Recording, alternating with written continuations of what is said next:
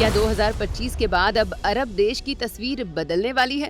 क्या मोहम्मद बिन सलमान अरब शेख की जगह अरेब पंडित कहलाएंगे? क्या भगवत गीता की वजह से बदल रही है अरब की संस्कृति? दोस्तों, दुनिया में जब कोई बहुत बड़ा परिवर्तन होने वाला होता है तो समय उसकी आहट देना शुरू कर देता है। इस आहट को हम बदलते विचार विमर्श और चर्चाओं के रूप में देख सकते हैं।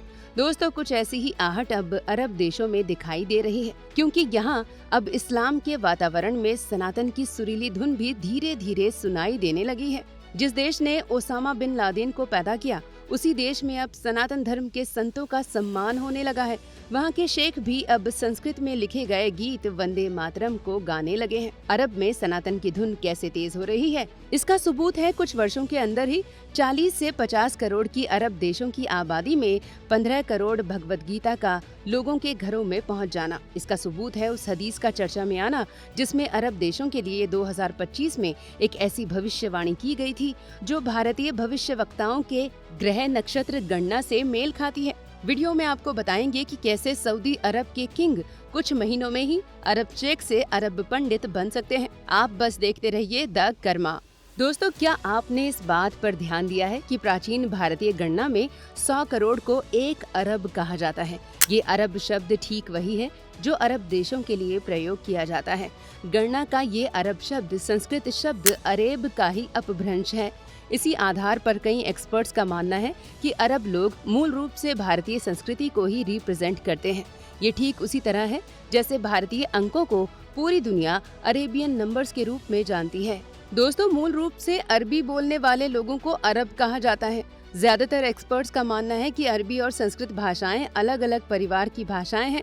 संस्कृत को इंडो आर्यन भाषा माना जाता है और अरबी को सेमेटिक परिवार की भाषा माना जाता है, जबकि कुछ विद्वान उन्हें एक ही परिवार की भाषा मानते हैं। अगर इन्हें दूसरे परिवार की भाषा मान भी लिया जाए तो इससे सांस्कृतिक अलगाव नहीं दिखाया जा सकता, क्योंकि भारत में ही 2 परिवार की भाषाएं हैं, इंडो आर्यन और द्रविड़।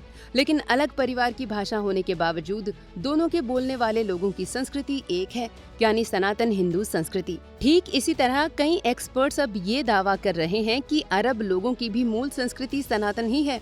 कुछ भारतीय तो ये भी मानते हैं कि शुक्राचार्य के पौत्र अरब का राज्य ही अरब कहलाया। दोस्तों, अरब देशों के सनातन आधार को जानने के बाद अब आपको बताते हैं कि कैसे अरब लोग अपनी मूल संस्कृति सनातन की तरफ वापस आ रहे हैं। तो इसका सबसे बड़ा सबूत है अरब देशों के अंदर अरबी भाषा में लिखी करीब 15 करोड़ भगवत गीता का आम अरबी लोगों के घरों तक पहुंच जाना।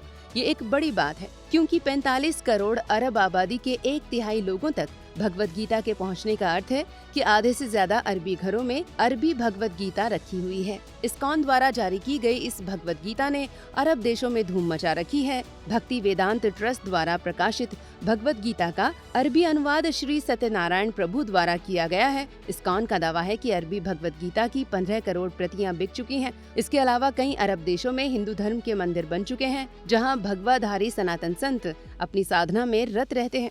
इन संतों का वहाँ के मुस्लिम किंग और शेख काफी सम्मान करते हैं। दोस्तों, अरब जगत में सनातन की जड़ों के मजबूत होने का असर भी दिखने लगा है। प्यू रिसर्च के मुताबिक पिछले कुछ सालों में अरब देशों में तेजी से लोग एक्स मुस्लिम बन रहे हैं, यानी वो मुस्लिम धर्म छोड़ रहे हैं। ये भी दावा किया जा रहा है कि इन एक्स मुस्लिमों में से ज्यादातर लोगों ने सनातन हिंदू धर्म और उसकी संस्कृति को अपना लिया है, लेकिन आधिकारिक तौर पर इसका ऐलान इसलिए नहीं किया है क्योंकि अरब देशों में इस्लाम छोड़कर दूसरे धर्म अपनाने को दंडनीय अपराध माना जाता है। अरब देशों में इस्कॉन का प्रसार और उससे जुड़ने वालों की संख्या में रोज हो रही बढ़ोतरी इस बात का प्रमाण है। दोस्तों, अरब देशों के इन अहम आंकड़ों के अलावा बुखारी शरीफ की हदीस में दी गई भविष्यवाणी भी काफी महत्वपूर्ण है। इस हदीस में उल्लेख मिलता है कि जब आकाश में लाल तारा और काले साए एक साथ होंगे तब उम्मत को नया रहनुमा मिलेगा। कुछ विद्वान लाल तारा को मंगल और काले साए को शनि राहु की युति के संयोग से जोड़कर देखते हैं। 2025 में शनि मीन राशि में है। ये गोचर अध्यात्म, रहस्य और धार्मिक उथल पुथल का संकेत देने वाला माना गया है। शनि का ये गोचर वैश्विक पटल पर धर्म, आस्था और करुणा से जुड़ी ऊर्जा को सक्रिय कर सकता है। लोग भावनाओं को दबाने में नाकाम दिखाई देंगे। इसके अलावा 2025 में ही राहु भी मीन में गोचर कर रहा है। भारतीय ज्योतिष ग्रंथों में इस ग्रह को भ्रम और परिवर्तन का प्रतीक माना गया है। राहु के साथ केतु का परिवर्तन सामाजिक अस्थिरता, विद्रोह और धार्मिक विमर्शों को तेज करने वाला माना गया है।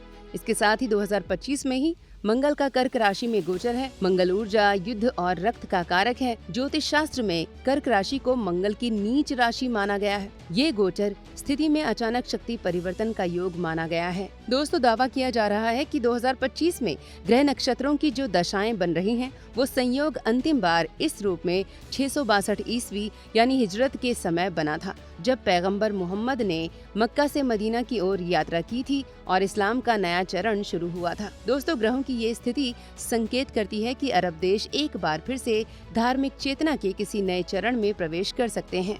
दोस्तों, इसके अलावा इस्लामिक परंपराओं में कई हदीसों में अलामात अल-सय्या यानी क़यामत से पहले की निशानियों में ये बताया गया है कि मशरिक यानी पूर्व से एक नई रोशनी आएगी।